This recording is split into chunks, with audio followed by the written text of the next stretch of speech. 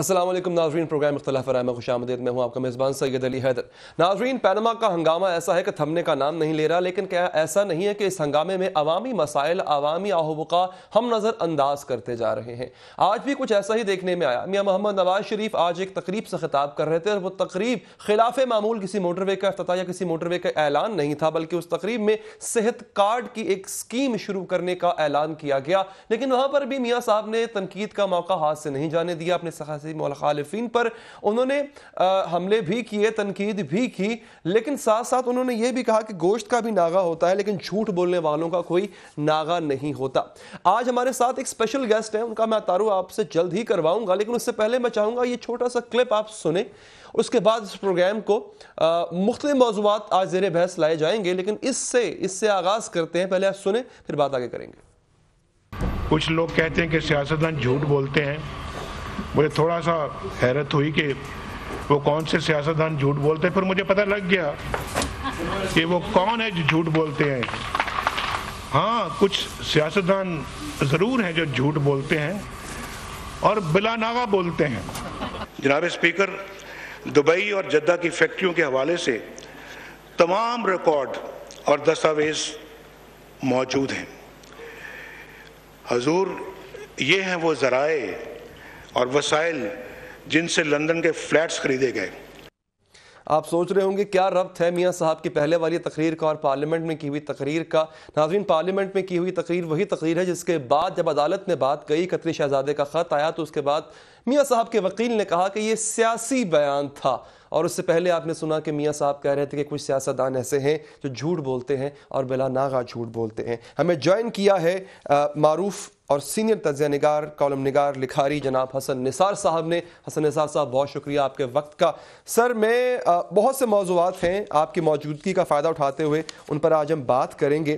Panama کا case جو ہے وہ عدالت میں چل رہا ہے، ایک لیگل فائٹ اس پر ہو رہی ہے، لیکن سر اگر ہم ایک بڑی مختلف بات کریں، ایک جو اخلاقی جنگ ہوتی ہے کسی بھی میدان میں، اور خاص طور پہ اگر ملک کا پرائم منسٹر اس اخلاقی جنگ کی زد میں آ گیا ہو، تو کیا آپ سمجھتے ہیں کہ اس وقت میاں صاحب کی ہار ہے یا اخلاقی طور پر جیت ہو رہی؟ ملک کو اخلاقی طور پہ اس انحطاط کا شکار کرنے میں ان لوگوں کا میجر رول ہے، اور میں حیران ہوں کہ آپ ان کے حوالے سے اخلاقیات، اس کے اوزان اور اس کے پیمانوں کی بات کر رہے ہیں۔ یہ چھانگا مانگا سے لے کے سپریم کورٹ پہ حملہ، جنیجو سے بے وفائی، اور اس کے بعد یہ ریمنڈ بیکر کی کتاب میرے بائیں ہاتھ پڑھی ہیں، تو جن لوگوں نے باقاعدہ کرپشن کو انسٹیٹیوشنلائز کیا اس ملک میں، اس ملک کی سیاست میں، اور یہ ان کا محاورہ ہے کہ جو کسی پلاٹوں کی بندر بانٹ ہو رہی تھی لاہور میں، یہ early days of Mian Nawaz Sharif, جب یہ اپنی جڑیں بنا رہے تھے جی، اور صحافیوں کو یہ تھوک کے حساب سے، تو بڑا مشہور لطیفہ ہے، کسی نے کہا جی کہ میں پلاٹ لے کے کیا کروں گا، میرے پاس تو ٹکا نہیں ہے، میں گھر کیسے بناؤں گا؟ تو کہا دھوکے کیسی بات کرتے ہیں، آپ 2 پلاٹ لے لیں، ایک کو بیچ کے دوسرے پہ بنا لیں۔ مطلب یہ ان کا وہ جو ہارس ٹریڈنگ کی ٹرم استعمال سال ہا سال ہوئی، حالانکہ عجیب بات ہے، اس ملک میں گدھوں کی خریداری کے لیے ہارس ٹریڈنگ کی ٹرم استعمال ہوتی رہی، تو ان کا اور اخلاقیات کا ذکر کرنا ساتھ ساتھ یہ بہت ہی عجیب و غریب بات ہے۔ ایک بات جی، دوسری بات میں آپ کو بتا دوں، آپ نے ابھی جس سے میں مکمل طور پہ اختلاف کرتا ہوں، آپ نے اپنی اوپننگ میں کہا، اوپننگ بڑی خوبصورت تھی، لیکن اس میں ایک جھول تھا۔ آپ نے کہا کہ پاناما کے چکر میں بنیادی مسائل ہو رہے ہیں، اور فلانا لوگوں کے، پاناما ہی تو اس ملک کا عذاب ہے۔ اچھا، پاناما کو ایک سمبل سمجھیں آپ، پاناما، ہاں وہ اس ملک کو دیکھیں، بات سنیں، قوموں کی بربادی، مالیاتی تو بھوک ننگ کچھ نہیں ہوتی۔ عربز تھے، ان سے زیادہ بھوکا ننگا، تن پہ ان کے کپڑے پورے نہیں تھے، پاؤں ان کے ننگے ہوتے تھے، کھونٹنی کا دودھ پیا کھایا، ٹھیک ہے، دنیا پہ چھا گئے۔ کیا تھا؟ اخلاقیات، کیریکٹر بلڈنگ۔ اچھا، وہ تو میں کائنات کے سب سے خوبصورت، سب سے عالی شان لیڈر کی مثال دے رہا ہوں، ان کو تو علیحدہ کر دیں۔ چنگیز خان کیا تھا؟ تیموجن، کون تھے منگول؟ کتنے ٹرائبز؟ کتوں کی طرح لڑنے والے. باربیرین تو بڑا معمولی لفظ ہے ان کے لیے. یہ بربروں سے نکلا ہے, بربیرک جو منگول تھے. ان کو موٹیویٹ کیا, موبلائز کیا, متحد کیا, ٹارگٹ دیا, ڈائریکشن دی. انہوں نے پوری دنیا روند کے رکھ دی. اس کا مطلب کیا ہے؟ اکانومی کیا تھی امریکنوں کی اکانومی؟ یہ کہاں سے شروع ہوئے تھے امریکنز؟ نو ٹیکسیشن وداؤٹ ریپرزنٹیشن, وہ کردار کی علامت تھا. اور جو وہ ہیوسٹن میں بoston ٹی پارٹی جسے کہتے ہیں جی, جہاز کا جہاز انہوں نے اٹھا کے چائے کے کارٹن سمندر میں پھینک دیے کہ تمہاری ایسی کی تیسی, تم نمائندگی کے بغیر ریپرزنٹیشن ٹیکسیشن میں گہرا تعلق ہے, ہم وارث ہیں, ہم کریں گے. ان کی کون سی اکانومی تھی؟ غلام بھوکے ننگے. وہ ایک کتاب ہے روٹس ایلیکس ہیلی کی, پڑھ کے دیکھیں رونگٹے کھڑے ہو جاتے ہیں. کدھر پہنچ گئی قوم؟ کب سے سپر پاور ہے؟ تو قوموں کی زندگی میں اخلاقیات پیمانہ. اب میں پناما کا, آپ نے کہا پناما ہی تو رونا ہے. یہ سمبل ہے ایک چیز کا, یہ کوئی آف شور کمپنی نہیں ہے میرے بھائی. اور دیکھیں اس ملک کی زندگی میں دو ہولناک موڑ آئے ہیں. ایک تھا سکوت ڈھاکہ جس نے اس قوم کا اعتماد چھین لیا. یہ وہ قوم ہی باقی نہیں رہی. سائیکیٹرسٹ کا بورڈ بٹھائیں, ماہرین نفسیات کا, جو بیٹھ کے کبھی اینالائز کرے. میں تو روتا ہوں, یہاں موضوعات ہیں ہی نہیں کسی کے پاس کہ فال آف ڈھاکہ سے پہلے لوگ کیسے تھے, فال آف ڈھاکہ کے بعد کیا لوٹ پڑی ہے. کہ سپریم کورٹ کہتا ہے ایک برانڈ, میں نہیں کہہ رہا, ایک برانڈ کے علاوہ اس ملک میں دودھ کے نام پہ زہر بکتا ہے. آپ کانفیڈنس کے ساتھ لائف سیونگ ڈرگ لینے نہیں جاتے. امتحانی مراکز آپ کے نیلام ہوتے ہیں. پولیس کی وینز رات کو چوریوں ڈکیتیوں کے لیے کرائے پہ دی جاتی ہیں. آپ کے ٹیکسٹ بک بورڈز میں کاغذ چوری ہوتا ہے اور کروڑوں کی کرپشن وہاں ہوتی ہے. مجھے آپ بتائیں, میں پاکستانیوں سے ہاتھ جوڑ کے اپیل کرتا ہوں, ایک ہفتے صرف بیٹھ کے پہلے تو یہ نوٹ کرو کہ کوئی جگہ خالی رہ گئی ہے جہاں لوٹ مار نہیں ہے اور اربوں سے کم کا کوئی واردات نہیں ہو رہی. پھر ایک ہفتہ اس بات پہ لگاؤ کہ ہو کیا رہا ہے. لوگوں کو نشاور چیزیں پلا کے لوٹا جا رہا ہے, لوگوں کو اغوا کر کے ان کے گردے نکالے جا رہے ہیں. وہ تمہیں اور کیا چاہیے؟ ٹھیک ہے. پناما دیکھیں, میں روز اول سے ایک بات کر رہا ہوں کہ ڈھاکہ کے بعد, فال آف ڈھاکہ کے بعد, اس ملک کے کرتوں دھرتوں پہ یا اس ملک کے جو بھی ایلڈرز پہ, ایلڈرز کہہ لیں, اس کے فکری رہنما کہہ لیں, سیاسی رہنما کہہ لیں, انتظامی رہنما کہہ لیں, جو بھی اس کے مذہبی رہنما, یہ دوسرا بڑا امتحان ہے. یہ مقدمہ نہیں ہے, یہ پاکستان کا مستقبل ڈٹرمن ہونے جا رہا ہے. اس کی سمت اور سپیڈ کہ پاکستان کس سمت میں جائے گا اور کس رفتار کے ساتھ جائے گا. رائٹ سر, مجھے اسی نقطے پہ نثار صاحب مجھے اسی بریک لینی ہے. اور ٹھیک ہے, آپ کی بات کافی حد تک وجہ ہے کہ اگر اس پورے کیس میں کوئی تاریخی فیصلہ آ جاتا ہے تو کئی چیزیں ایسی ہیں جو آئندہ مستقبل کے لیے کلیئر ہو جائیں گی, کئی ایسے عقدے ہیں جو کھل جائیں گے. میں ناظرین یہاں پہ وقفہ لوں گا. وقفے کے بعد ایک اور اہم سوال ہے. اخلاقیات کی بات کا ہم نے آغاز جو کیا تھا وہ اخلاقیات سے کیا تھا. اخلاقی پوزیشن کیا رہ جاتی ہے ہمارے لیڈران کی, اس پر تو نثار صاحب نے کہا کہ کہاں کی اخلاقیات ان میں اور کہاں کا سب کچھ. عوام کیا اپنا بیرومیٹر رکھے گی اخلاقیات کو؟ جب 2018 میں دوبارہ الیکشنز ہوں گے, جب 2018 میں دوبارہ عوام کے پاس ایک تھوڑی دیر کا اختیار آئے گا کہ وہ اپنا لیڈر چن سکے, تو کیا وہ اس کو پیمانہ بنائیں گے اس اخلاقیات کو؟ وقفے کے بعد.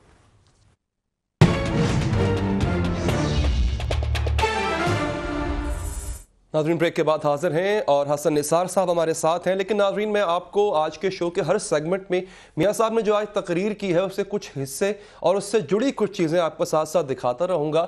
جیسا کہ جب میاں صاحب کی تقریر شروع ہوتی ہے میں سن رہا تھا تو I was of the view کہ چلیں آج میاں صاحب نے بڑا مختلف کام کیا ہے, صحت کے حوالے سے وہ بات کر رہے ہیں اور کچھ انیشیٹو جو ہیں وہ لیے جا رہے ہیں.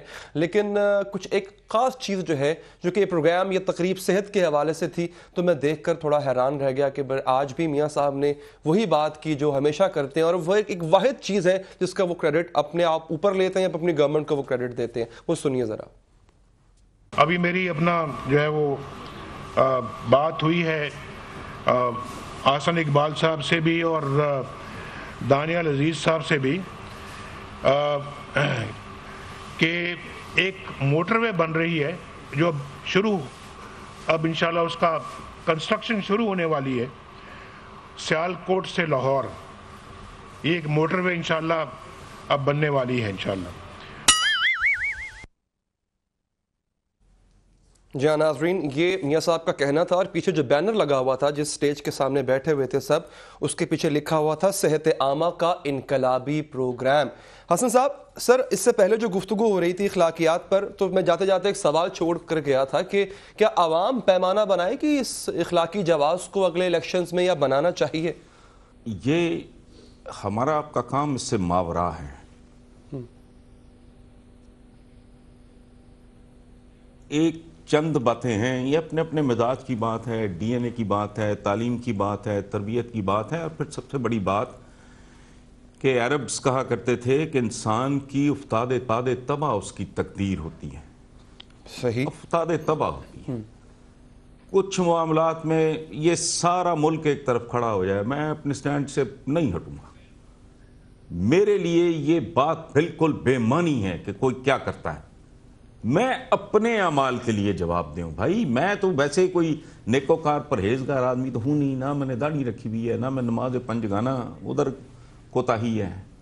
وہ زندگی میں ایک کام ہے، وہ اتفاق سے بڑا نازک ہے، اس میں بھی تو میرے نامہ اعمال میں تو رہ کیا جائے گا. اہل فکر، یہ اوپینین میکر، یہ ایک لفظ ہے جو ہم جیسے لوگوں کے بارے میں بولا جاتا ہے، حالانکہ بولا جانا نہیں چاہیے. ایسا ہی ہے نا؟ جی جی. تو یہاں اوپینین میکرز کی لسٹ تو بنائے اس ملک میں. کون کون دربار کا، وہ کہتے ہیں نا جو دربار میں ایک بار بیٹھ گیا وہ کبھی کھڑا نہیں ہو سکا اپنے پیروں پہ. اور تو اور ایک کے تو بیٹے کو اٹھا کے اس کے محکمے سے لے گئے، پہلے ڈی جی امیگریشن بنایا، وہاں سٹے ہو گیا، اس کو سی ڈی ایم میں لگا دیا، یہاں موج کر. وہ بھی اوپینین. لیکن یہ پورا ملک چلا جائے ادھر. بھائی جن کا کام ہے، جنہوں نے بات کرنی ہے وہ بات کرتے رہیں گے. میں اس لیے کہ میجورٹی ہو جائے تو میں کل دکان کھولوں تو کم تولنا شروع کر دوں، کیونکہ ہر دکان پہ باٹ پورے نہیں ہیں اور کم تولا جا رہا ہے. مجھے بتائیں، میں کل دواؤں کی کوئی فیکٹری لگا لوں. میرا بیک گراؤنڈ اکنامکس کا ہے، میں نے بہت اپنا کام کاج بیرون ملک ملٹی نیشنل میں یہ وہ سارا تو میں جانتا ہوں. تو میں جعلی دوائیں بنانے شروع کر دوں کہ چونکہ یہاں جعلی دوائیں بہت بنتی ہیں، میں وائلیٹ اس لیے کرنا شروع کر دوں ٹریفک رولز کو کہ سارے کر رہے ہیں. ہمیں اپنے حصے کا کام کرنا ہے، باقی یہ لوگوں کا فیصلہ ہے کہ انہوں نے اپنے لیے کیسی زندگیوں کا انتخاب کرنا ہے. اپنے کسی امیجیٹ مجبوری یا مفاد کے لیے اگر انہوں نے اپنی آئندہ نسلیں گروی رکھنی ہیں اور بیچنی ہیں اور برباد کرنی ہے، اپنے بچوں کو اپنے پاؤں کے تلے روندنا ہے، تو دے آر موسٹ ویلکم. میں کوئی ٹھیکیدار تو ہوں نہیں، میرا تو ایک کام ہے. آپ مجھے موچی میں نے پہلے بات کی افتاد تباہ، آپ مجھے سویپر کے طور پہ رکھ لیں. میں آپ کو دعوے سے کہتا ہوں آپ کے دفتر میں مجھ سے بہتر جھاڑو دینے والا کوئی نہیں ہوگا، چونکہ میں جان مار کے اپنا کام کرتا ہوں. صحیح. مجھے پکانا نہیں آتا، لیکن اگر آتا ہوتا تو میرے جیسا کوئی نہ ہوتا. میں کام مطلب یہ نہیں کہ کوئی ماہرین فن کی نہیں، اپنا کام ٹھیک کرنا ہے. مجھے آپ جوتا گانٹھنا سکھا کے کہیں گے یہ کام کرو، تمہاری روٹی روزی اس میں لکھ دی گئی. میں جوتا گانٹھوں گا یہ سمجھ کے جیسے میں منصف اعلیٰ ہوں، جیسے میں سپہ سالار ہوں، میرے لیے وہی سب کچھ ہے. اور آپ نے ایک بات کی بریک سے پہلے، وہ آپ نے فرمایا کہ اگر کوئی تاریخی فیصلہ آیا نہیں، ہر دو صورتوں میں فیصلہ تاریخی ہوگا. اچھا ٹھیک ہے، اگر حق میں بھی آتا ہے. تعمیر اور تخریب یہ دونوں تاریخی کام ہوتے ہیں. ہاں، ہم اس چکر میں نہیں پڑتے، یہ ہماری بحث نہیں ہے. کہنا عرض کرنے کا مقصد یہ ہے کہ یہ معاملہ ایسا ہے، اس میں 20 کروڑ انسانوں کی اور آگے ان کی اولادوں کی زندگیوں زندگیاں جو ہیں وہ داؤ پہ لگی ہیں. وہ جو بھی ہوگا وہ تاریخی ہوگا, صحیح ہوگا غلط ہوگا میں نہیں آپ کو ویسے حسن جانتا. صاحب کیا بھٹو کے کیس کا تو حوالہ کوئی نہیں. آپ کو حسن صاحب ویسے توقع دیا جاتا ہے, نہ دیا جاتا ہے نہ لیا جاتا ہے. یار میں عمر کے اس حصے میں پہنچ گیا ہوں میرے بھائی, جہاں میں شعیب بن عزیز ہمارا ایک دوست ہے, ان کا ایک بڑا خوبصورت مصرع بڑا خوبصورت ہے, مجھے اس نے توقع سے زیادہ مار ڈالا ہے. اچھا. میں نے اس ملک میں بہت سے لوگوں سے بہت ساری, ذوالفقار علی بھٹو کے زمانے میں ہم ٹین ایجرز تھے, روٹی کپڑا مکان, ایک بڑا زبردست قسم کا آریٹر, خاندانی بھی تھا. اچھا یا تو کوئی کمین ہو, بندہ سوچتا ہے یار مطلب یہ ظاہر ہے یہ اس سے خیر کی توقع نہیں. وہ ہمارے بزرگوں نے کہا ہے, صوفیاء کا کہنا ہے, نیچیاں دی اشنائی کولوں فیض کسی نہ پایا. بہت ذوالفقار علی بھٹو سر شاہ نواز کا بیٹا جی, یہ برکلے کا پڑا ہوا جی, بڑی تو فیسینیٹ بھی ہوئے, جلا گیری بھی کی. ضیاء الحق کے زمانے میں جیلیں بھی اس چکر میں. بعد میں جب ذرا آؤٹ گرو کی یہ سمجھ آئی, پتہ لگا یار یہ تو بہت بڑا زہر کا ٹیکا تھا. آج بھی گلیمرائز کرتے ہیں اس کو, بہت گلیمرائز کرتے ہیں. ہم نے جنہوں نے بہت کچھ برداشت کیا, میں آج کہتا ہوں کہ یار وہ تو بہت ہی ایک بہت بڑا حادثہ تھا. وہ بھی کیسے, ایک بندہ جو پاپولر ہو, کتنی بڑی ذمہ داری ہے, کتنا بڑا امتحان ہے. آپ پوری قوم کو آپ حقوق کا انجیکشن لگایا جیسے گھوڑوں کو ٹیکا لگتا ہے, اس سائز کا ٹیکا لگا دیا اس نے. حقوق فرائض کا ذکر نہیں کیا. سر مجھے وقفہ لینا ہے. گفتگو جو ہے وہ بڑی سنجیدہ اور معنی خیز چل رہی ہے. اس گفتگو پر بہت سے اور بھی سوالات ہیں جو میں چاہوں گا کہ آج ڈسکس ہوں, اور میں یہ کوشش میری یہی ہے کہ میں خود حسن نثار صاحب کو میں سننا بھی چاہتا ہوں, اور یقینی طور پر آپ بھی سننا چاہ رہے ہوں گے, اس لیے میں نے کوشش یہی رکھی کہ میرا اپنا انپٹ جو ہے وہ کم سے کم ہو. میں بھی طالب علمانہ سوال ہی کروں گا حسن صاحب سے. وقفہ لیں گے, وقفے کے بعد حاضر ہوں گے.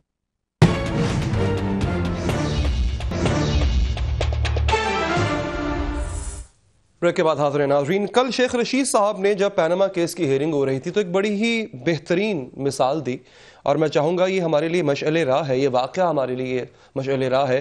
جب حضرت عمر رضی اللہ تعالیٰ عنہ سے سامنے بیٹھے اس شخص نے پوچھا کہ جناب آپ کے پاس یہ زائد چادر کہاں سے آئی, تو انہوں نے اس الزام لگانے والے شخص سے یہ نہیں کہا کہ چونکہ الزام تم نے لگایا ہے اس لیے بار ثبوت تم پر ہے, تمہیں یہ ثابت کرنا ہوگا کہ آیا تمہارا الزام ٹھیک ہے یا نہیں. ایسا نہیں کہا انہوں نے خود بتایا, بار ثبوت انہوں نے اپنے اوپر لیا کہ وہ بتانے کے مجاز ہے خلیفہ وقت ہونے کی وجہ سے کہ ان کے پاس یہ زائد چادر کہاں سے آئی, اور جس نے زائد چادر دی تھی اس کو بھی بلایا اس وقت اور سب کے سامنے پیش کیا اپنے بیٹے کو اور بتایا کہ یہ بتاؤ کہ تم نے مجھے یہ زائد چادر دی تھی. حسن نثار صاحب, یہاں پر ایک عجیب جنگ چھڑی ہوئی ہے, ایک عجیب بحث چھڑی ہوئی ہے. ہمارے ملک میں پچھلے 70 سال سے دو چیزیں خطرے میں ہیں, اسلام اور جمہوریت. اور جب بھی ان حکمرانوں سے انصاف کی بات کرتے ہیں کہ جناب کم سے کم اپنے آپ کو کٹہرے میں پیش کرو, تو جمہوریت اچانک سے خطرے میں آ جاتی.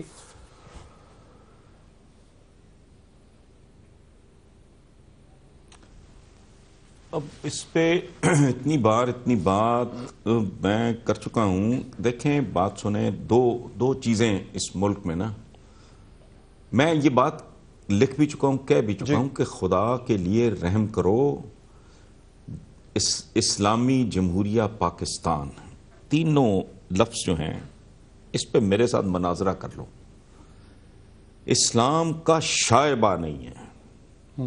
اسلام تو اگر 25%, 10%, 15% بھی ہوتا تو طیبائیں نہ جنم لیتی, مختار مائیاں نہ ہوتی, خوشحالی کو تو مارو گولی, اس پہ لعنت بھیجو. یہ کام نہ ہوتا جو تھوک کے حساب سے جاری و ساری ہے.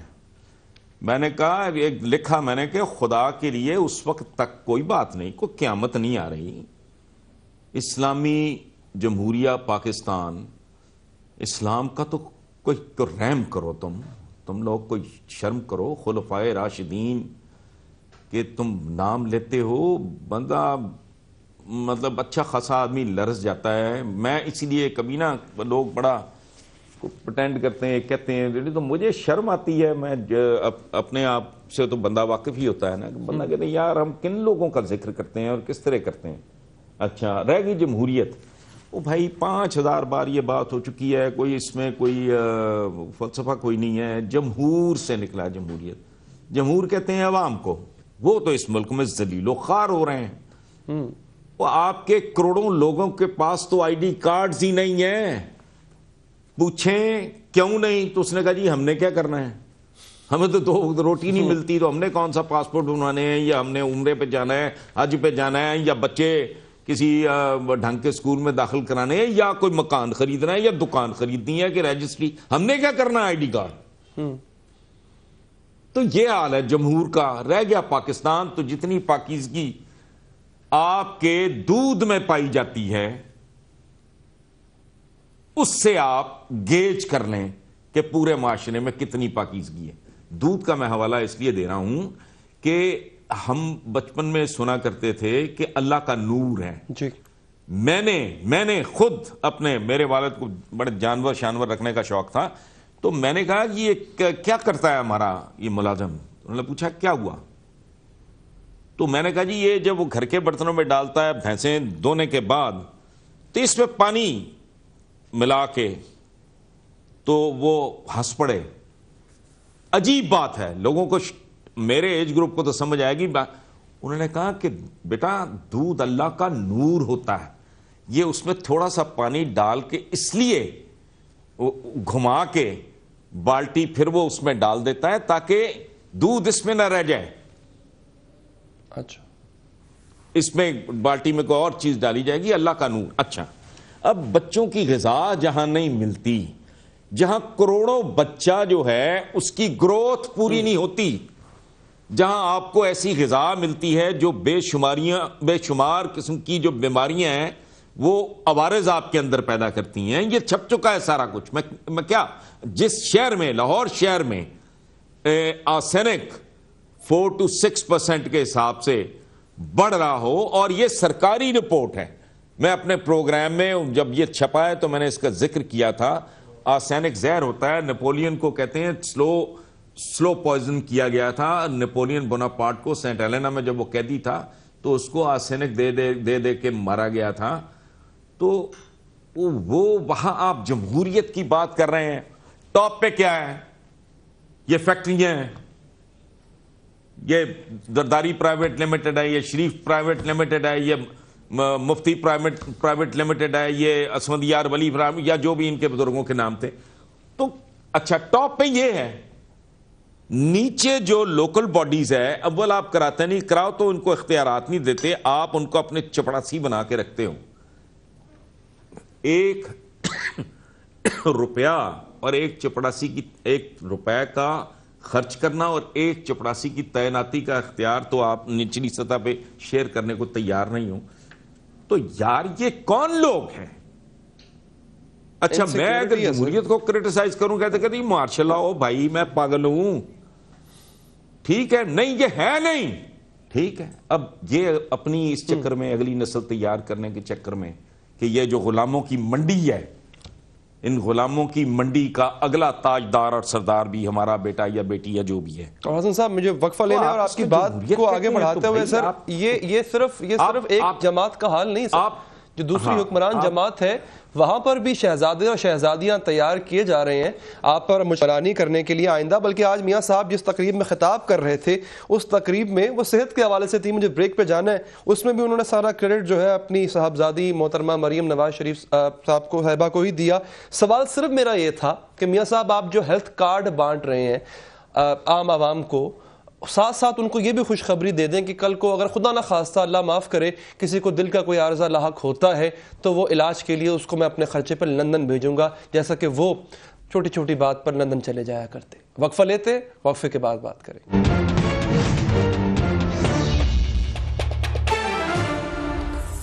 بریک کے بعد حاضر ناظرین, ذرا موضوع کو اب تبدیل کرتے ہیں. ناظرین اگلی بات جو ہم کرنے جا رہے ہیں وہ ملک میں ہونے والی ایک اور اہم بحث کے اوپر ہے.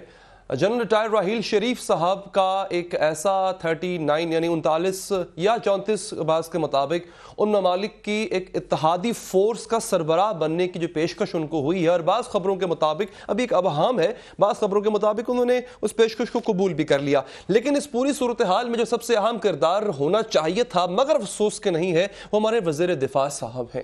ان کو اس بات کا علم نہیں ہے کہ آخر ہو کیا رہا ہے، کیا گورنمنٹ آف پاکستان اس میں انوالوڈ ہے یا نہیں ہے۔ یہ وہی ہمارے وزیر دفاع ہیں کہ جنہوں نے ایک فیک نیوز پر، ناظرین ایک غلط خبر پر اسرائیل کو نیوک کرنے کی یعنی ایٹم بام سے حملہ کرنے کی دھمکی دے دی تھی۔ میں یہاں پر کوئی بھلے اسرائیل ہمارا کوئی دوست ملک نہیں ہے، یہاں پر انڈیا بھی اگر ہو تو کسی بھی ملک پر اگر آپ ایٹم بام سے حملہ کرنے کی ڈیفنس منسٹر اگر کوئی دھمکی دے تو یہ اعلان جنگ ہوا کرتا ہے، اور انہوں نے غلط خبر کی بغیر تصدیق کیے انہوں نے اتنا بڑا قدم اٹھا لیا۔ حسن نثار صاحب، یہ جو ایک نئی ڈیولپمنٹ ہوئی ہے سر، جنرل راحیل شریف صاحب پتہ نہیں جناب وہ اتحاد کا سربراہ بننے جا رہے ہیں نہیں جا رہے ہیں، پاکستان کو کرنا کیا چاہیے؟ کس طرح سے اس پورے جھمیلے میں پڑنا چاہیے یا بالکل سرے سے ہاتھ ہی نہیں لگانا چاہیے؟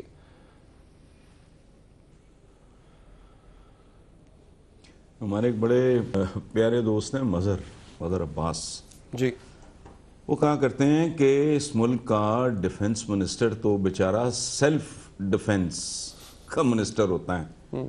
سو ان کے بارے میں تبصرہ کرنا، اگر آپ اپنے چینل کا وقت اور میری انرجی برباد کرنا چاہ رہے ہیں تو ان پہ بات کر لیں۔ وہ دیکھیں اللہ نے ان کو بڑی عزت سے نوازا، انہوں نے جو بات کہی وہ نبھائی بھی کہ میں ایکسٹینشن نہیں لوں گا، یہ نہیں کروں گا، وہ نہیں کروں گا۔ باوقار طریقے سے وہ آدمی آیا، بہترین طریقے سے ڈیلیور کر کے باوقار طریقے سے وہ بندہ چلا گیا۔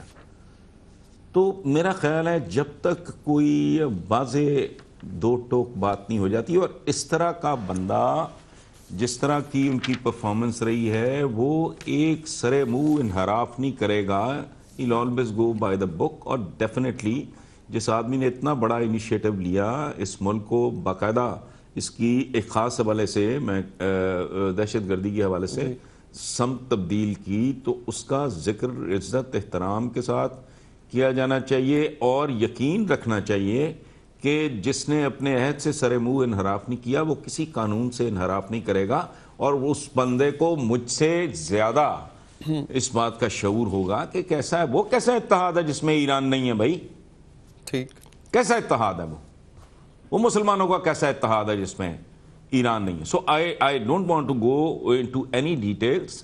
اور وہ آصف یہ کیا نام ہے ان کا، خواجہ آصف یہ بھی صاحب، جو ڈیفنس منسٹر کا مجھے نام دیکھیں بھلا دیا آپ نے، خواجہ آصف صاحب، خواجہ آصف صاحب، ہاں آصف میں کنفیوز ہو گیا تھا کہ پتہ نہیں کیا کوئی کمی رہ گئی بیچ میں۔ اچھا، تو ان پہ تو خیر he does not merit a comment. تو دوسری طرف بہت ہی باعزت باوقار آدمی ہے، ان کے بارے میں کوئی اس طرح کا کوئی اسپیکولیٹ کرنا اندازوں پہ کی بنا، نو ناٹ ایٹ آل۔ اچھا آصف صاحب، ان کے جانے کے بعد جو آج علی صاحب ایک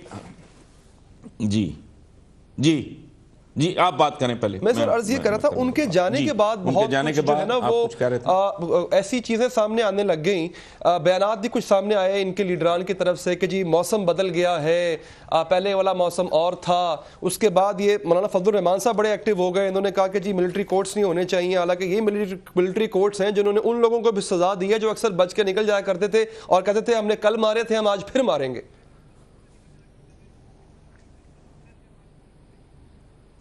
میں زیادہ بات نہیں کرتا، ایک جملہ سن لیں شیر شاہ سوری کا جی، بر صغیر کے لوگوں کے بارے میں، سبحان اللہ، وہ اتنا بڑا وہ جینیس تھا شیر شاہ سوری، اسے حکمرانی کے 5 سال بھی نصیب نہیں ہوئے، اس نے بر صغیر کو بدل کے رکھ دیا تھا، بہت ہی بڑا آدمی تھا۔